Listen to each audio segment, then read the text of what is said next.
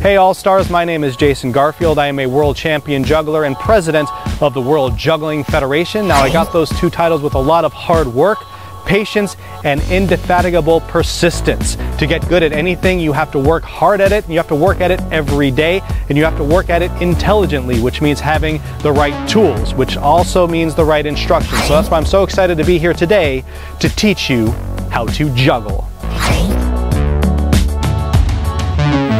Now, this is something that you can do at home. You don't need a whole lot of ceiling height. You can use balled up socks, tennis balls, apples, oranges, lemons. If you're going to use fruit, though, I recommend you practice over your bed or over a sofa, something that'll cushion the fall, because you will drop. That's inescapable. But what is escapable is having a bunch of fruit juice to clean up. So make sure that you're not going to break whatever it is you're juggling. Please don't use the eggs. Let's just see if we can try balled up socks or find some sports balls, tennis balls, something like that. Anything spherical that'll fit in your hand, all right?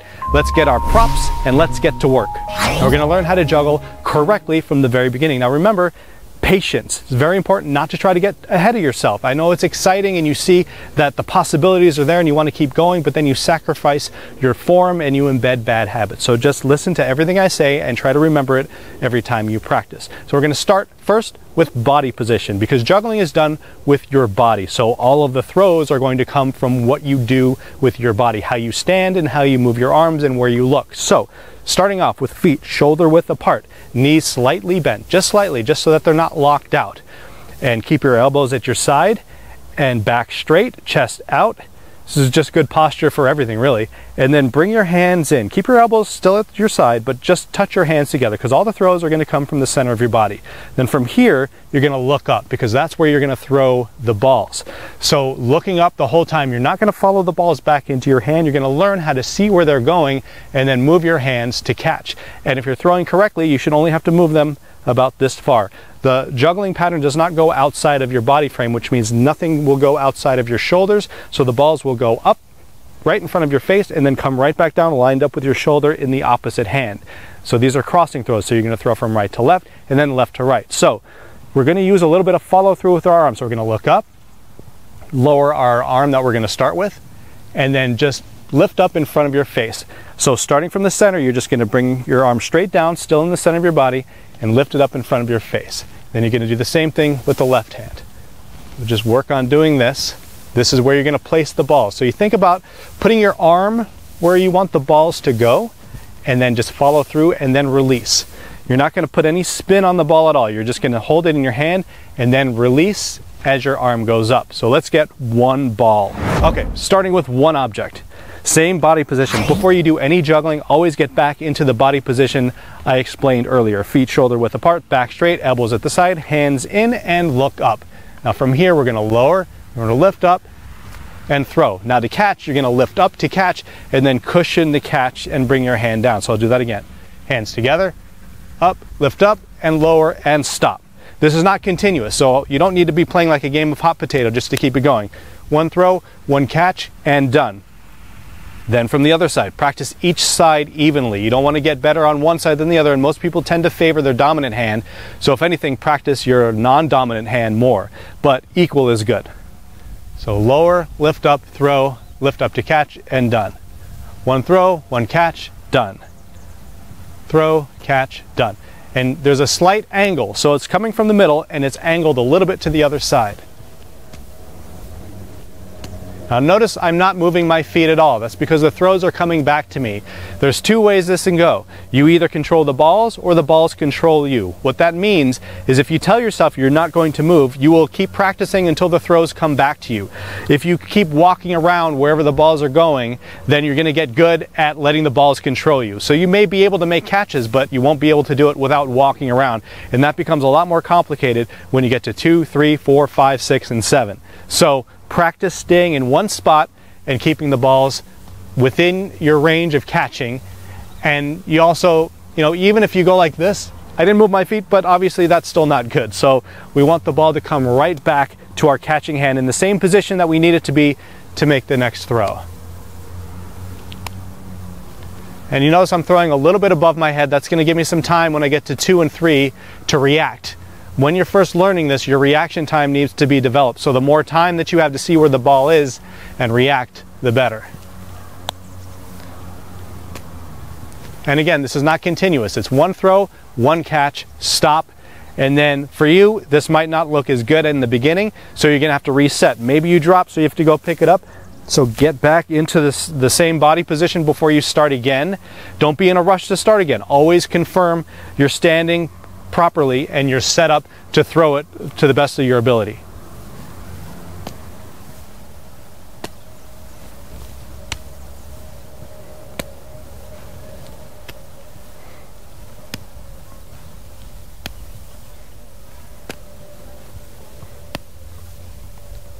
And that's one ball.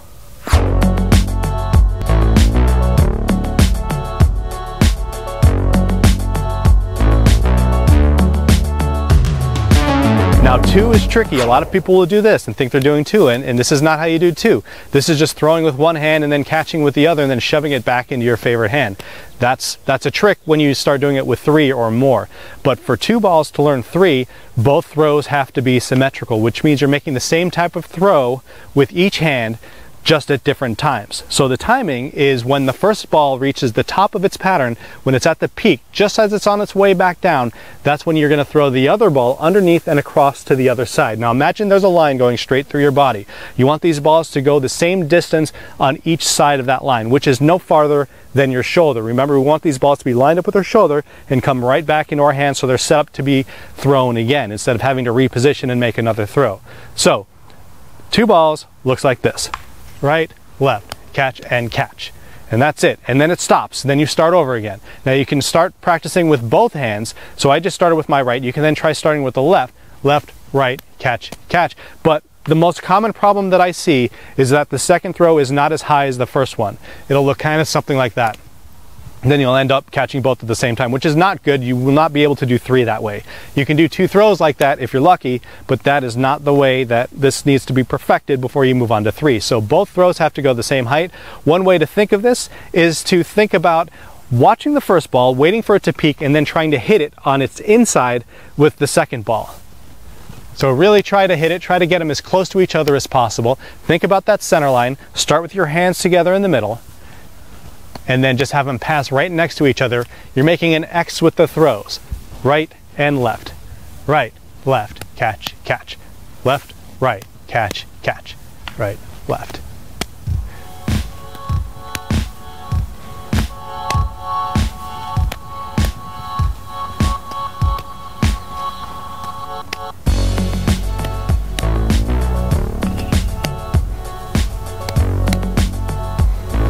All right, and so that's 2.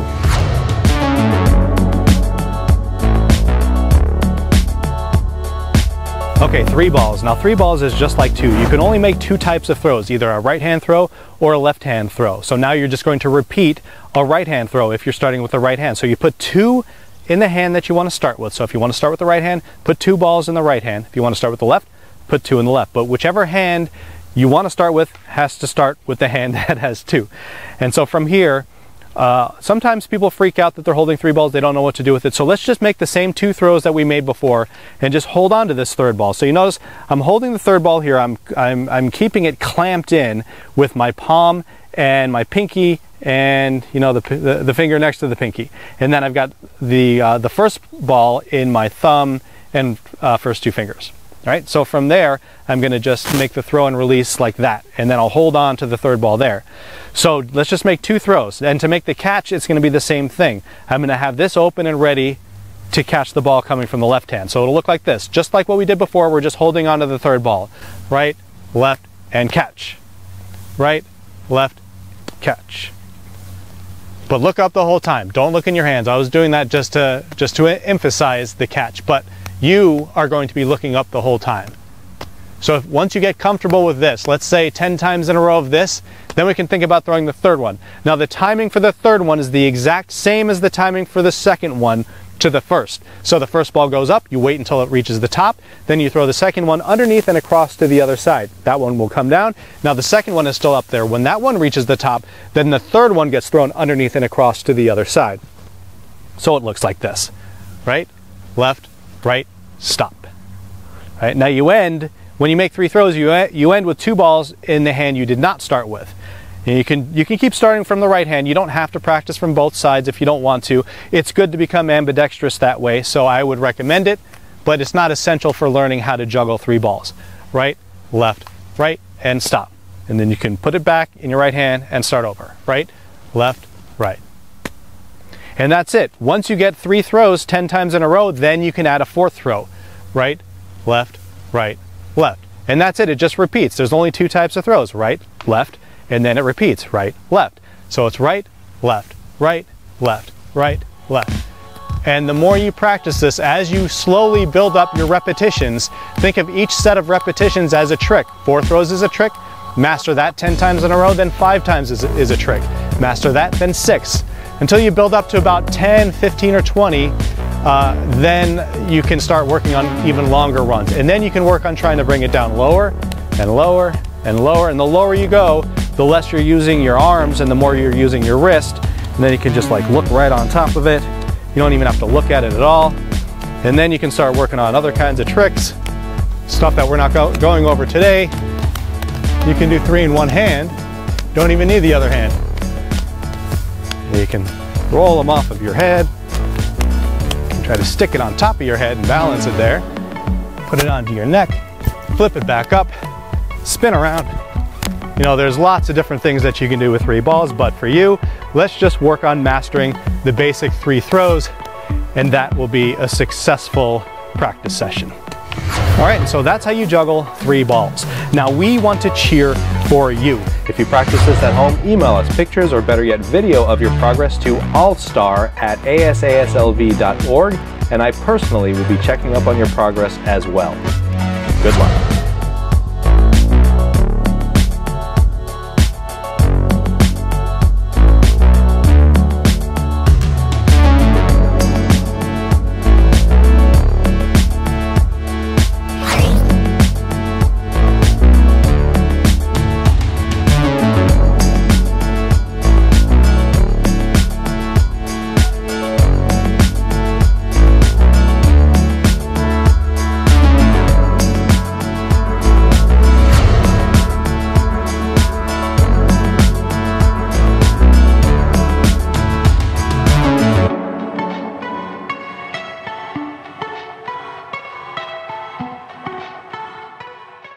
All right, now here's a little bonus. Once you master 3 balls, if you want to move on to 4, most people don't know this, 4 is done by juggling 2 balls in each hand at the same time. You see that? They do not cross. You can either do it alternating like this or synchronized like this.